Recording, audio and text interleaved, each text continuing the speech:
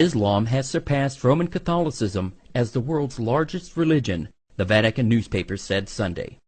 For the first time in history, we are no longer the top. Muslims have overtaken us, Monsignor Formenti said in an interview with the Vatican newspaper. He said that Catholics accounted for 17.4% of the world's population, a stable percentage, while Muslims were at 19.2%. It is true that while Muslim families, as it is well known, continue to make lots of children, Christian ones, by this he means Roman Catholic, on the contrary, tend to have fewer and fewer, the Monsignor said. According to a report by Faith Matters, the UK is seeing a surge in Brits converting to Islam. In the last year, around 5,200 people in Britain converted to Islam. As many as 100,000 have converted in the last decade. Now, while that's not a huge number if you consider the UK's total population, which is around 61 million, it's definitely notable. Of those converting, about 62% were women, and the average age is over 27 years old. And the vast majority of women who converted also changed their appearance, with a significant majority adopting the hijab, or a headscarf. Now, we've done stories here on the show how some European countries have voted to ban the hijab in public, to ban minarets. But that's not the case in the UK. Now, the obvious question really is, what is behind this high rate of conversion? Some followers told Britain's The Telegraph that they felt lost in their own lives, that they were lacking in purpose before conversion. And most Brits have reported that since their conversion, they've been living with ease in the UK, that they've only faced minimal problems from their families about their new choice of religion. So what's going on? What is compelling so many young white women to convert to Islam in droves? We're going to delve further into this topic on another program. Michael Hart, the American author of the wide-selling book, The 100, a ranking of the most influential persons in history, chose Prophet Muhammad to be at the top of the list.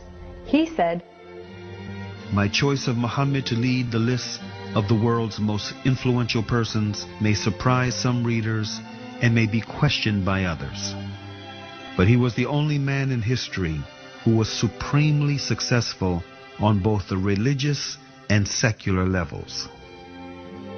It is this unparalleled combination of secular and religious influence which I feel entitles Muhammad to be considered the most influential single figure in human history."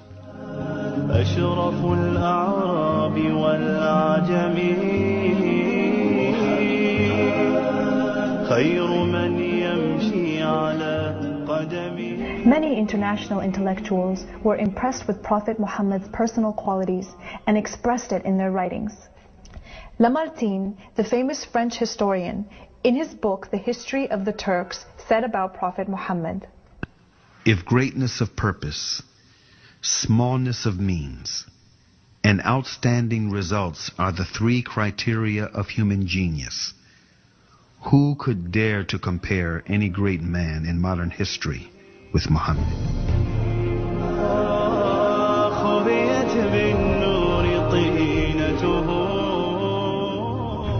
Mahatma Gandhi, the spiritual leader of the Indian independence movement and the pioneer of resistance through mass civil disobedience, said about Prophet Muhammad, peace be upon him, "I became more than convinced that it was not the sword that won a place for Islam in those days in the scheme of life.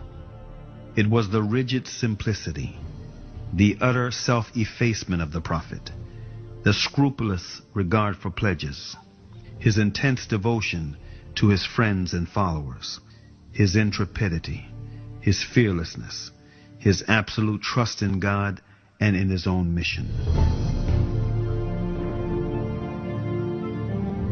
Wolfgang Goethe, one of the key figures of German literature and one of the most famous European poets, who was also a painter, humanist, scientist, and philosopher, said about Prophet Muhammad, "He is a prophet and not a poet, and therefore his Quran is to be seen as a divine law and not as a book of a human being, made for education or entertainment."